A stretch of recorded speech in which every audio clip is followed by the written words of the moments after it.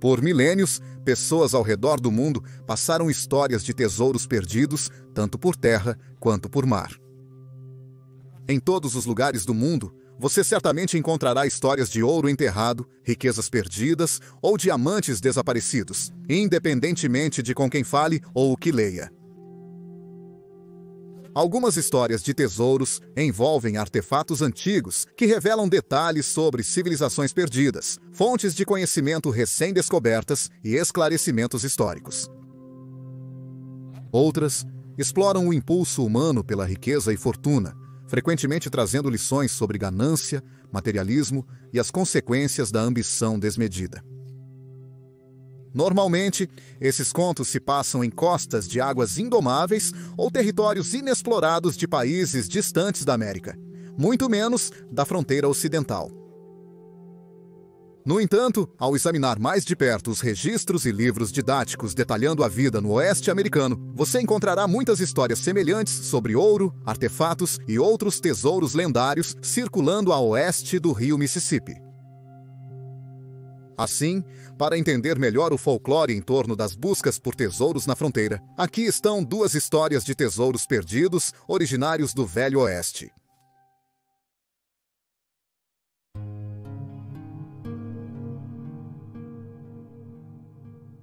Antes dos booms de mineração de ouro e prata se estabelecerem na fronteira americana, em meados do século X, 9 grupos de expedição de vários países patrulhavam os territórios ocidentais com um otimismo desenfreado de que uma recompensa inestimável aguardava sua descoberta.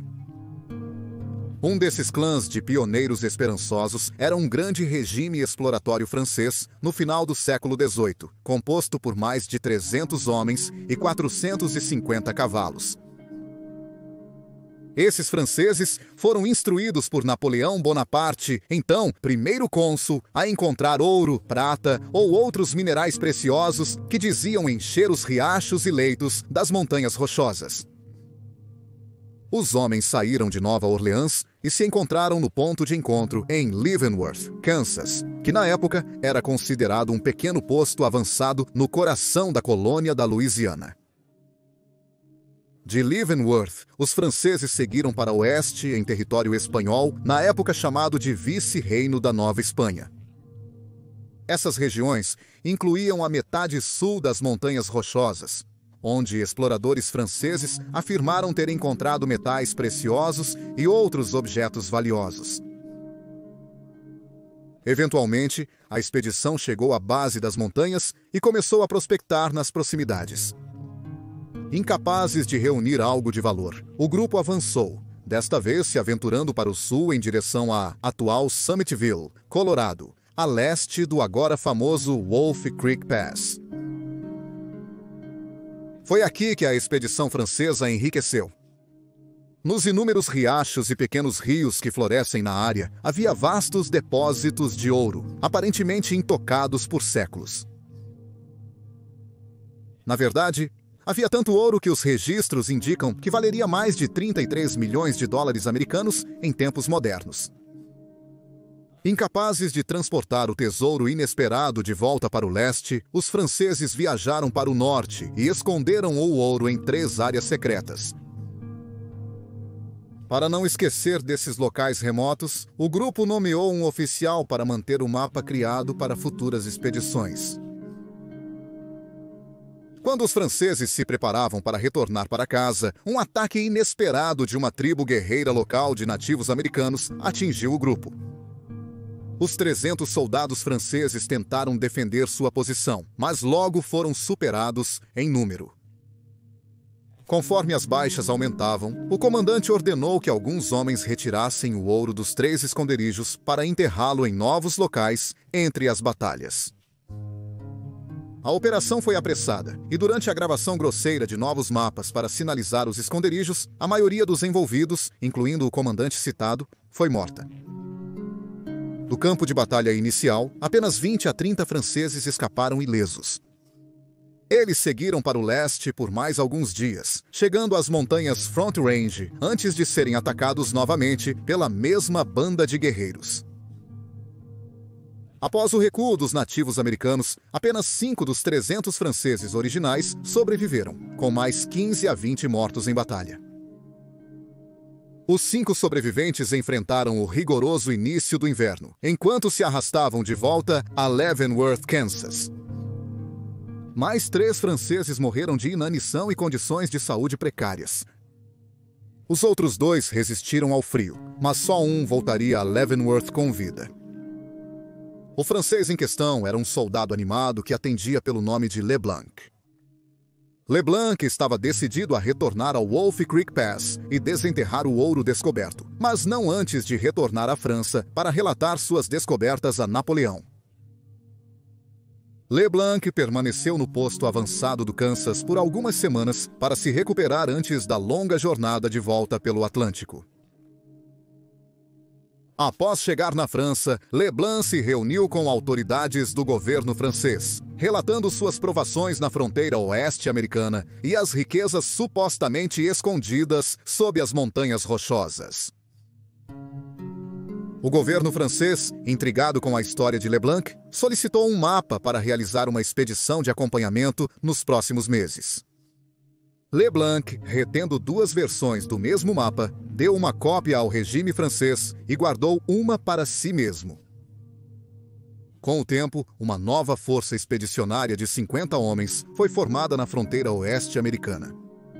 Os registros não distinguem a segunda posse, por isso é difícil dizer se foi organizada pelos oficiais franceses ou pelo próprio Leblanc.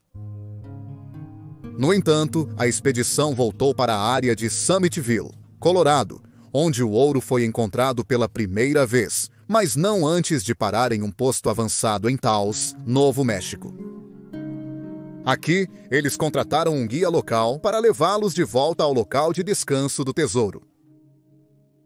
Os 50 franceses desapareceram por meses até o guia voltar a Taos com notícias de outro ataque indígena à expedição francesa. Ele afirmou ser o único sobrevivente e que o tesouro continuava enterrado. O resto de Taos, no entanto, não estava tão certo disso. Acreditando que a posse voltaria com riquezas suficientes para dividir com o posto avançado, eles consideravam o guia um mentiroso e ladrão, acusando-o de assassinato e de ficar com todo o tesouro perdido. As acusações chegaram ao governo espanhol e o guia foi julgado por assassinato. Devido à falta de evidências, o guia acusado de matar 50 soldados franceses a sangue frio foi absolvido após um breve julgamento. Os moradores de Taos permaneceram perplexos, sem entender como 50 homens foram mortos enquanto o guia solitário conseguiu escapar. Até hoje, alguns acreditam que Leblanc guiou a expedição, encontrou o ouro, matou seus homens para ficar com toda a fortuna e pagou ao guia para voltar a Taos com a história falsa de outra batalha indígena sangrenta. Apesar do destino de Leblanc permanecer desconhecido, as lendas de seu mapa do tesouro persistiram. Uma delas foi defendida por William Ewell, que alegou ter obtido uma cópia exata do mapa original. William Ewell passou a vida procurando nos vales entre Wolf Creek Pass e Saguache, Colorado, mas sem muito resultado. O mapa passou das mãos de William Ewell para outro prospector chamado Asa Poor. Poor conseguiu encontrar marcos na área representada no mapa do tesouro, mas o ouro ficou por descobrir.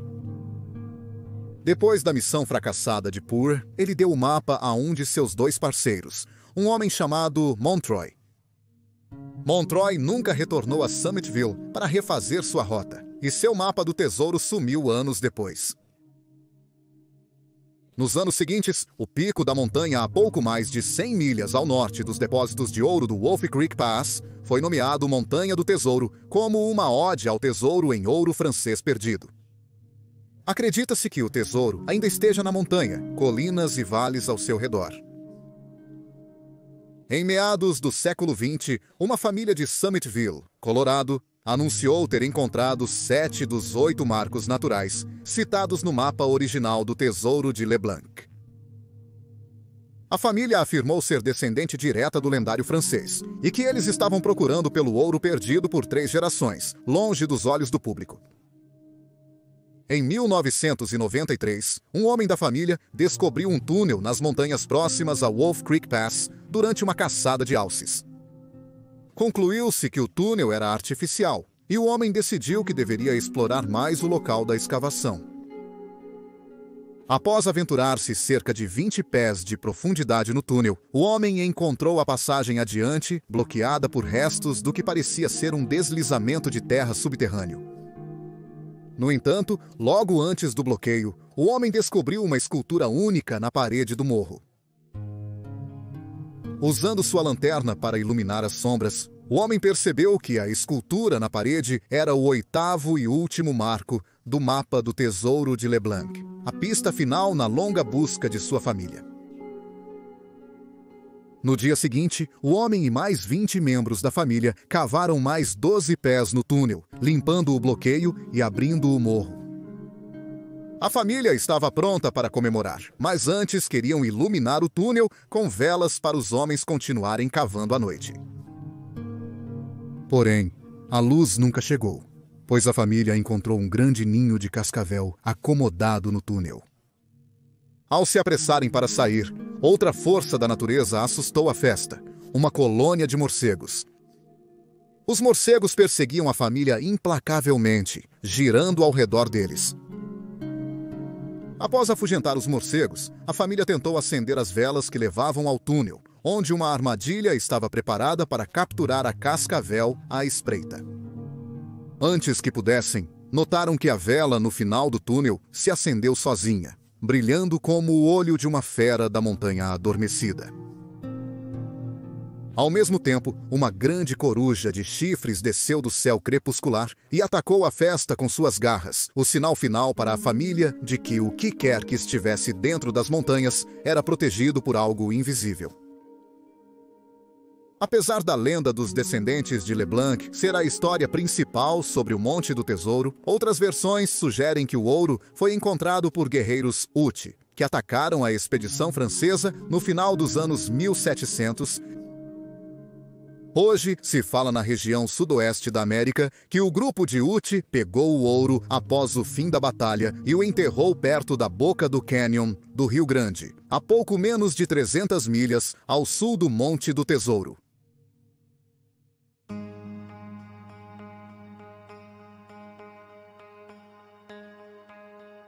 O Fora da Lei Flagstaff nos transporta para o 1880. A construção da ferrovia Atlântico e Pacífico foi interrompida logo fora do Canyon Diablo, depois que as peças para a ponte ferroviária foram consideradas curtas demais para uma passagem segura sobre o arroio. Com os trabalhadores da ferrovia presos no deserto do Arizona, surgiu uma pequena comunidade resistente, nomeada após o Canyon, que acolheu uma diversificada equipe de foras da lei e jogadores fugitivos. A cidade não tinha homens da lei, apesar da rápida construção de salões, bordéis e casas de jogo.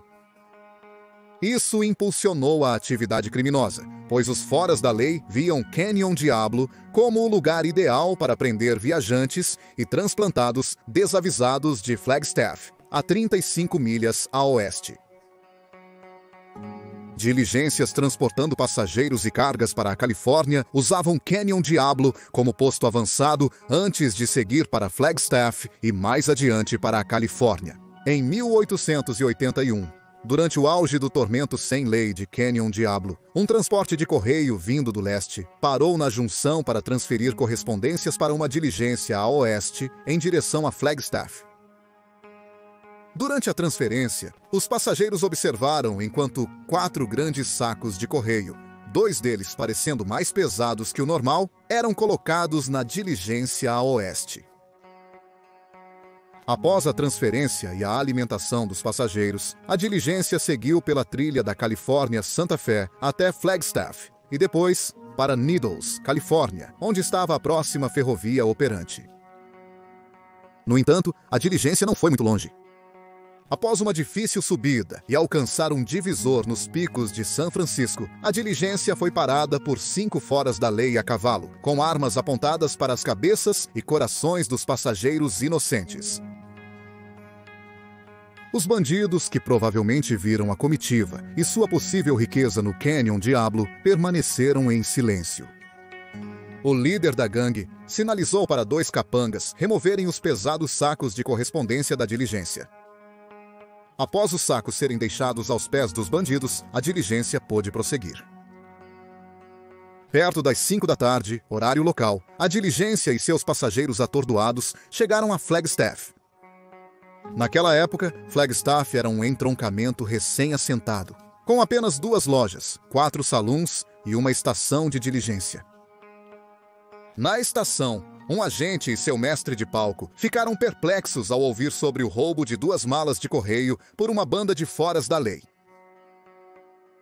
Na estação, um agente e seu mestre de palco ficaram perplexos ao saber do roubo de 2 malas de correio por uma banda de foras da lei.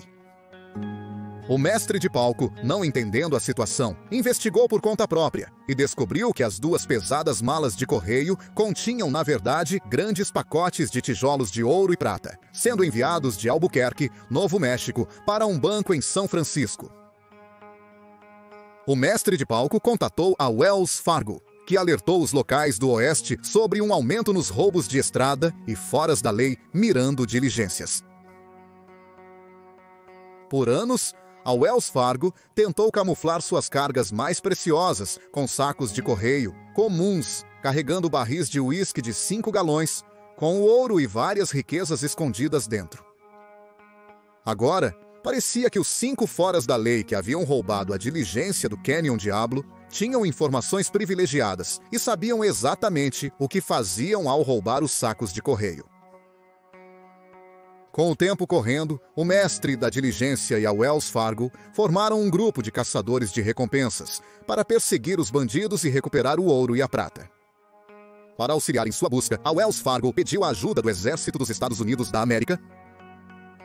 O governo dos Estados Unidos da América concordou em enviar um grupo do 6º Regimento de Cavalaria para rastrear trilhas deixadas pelos foras da lei nos picos de São Francisco.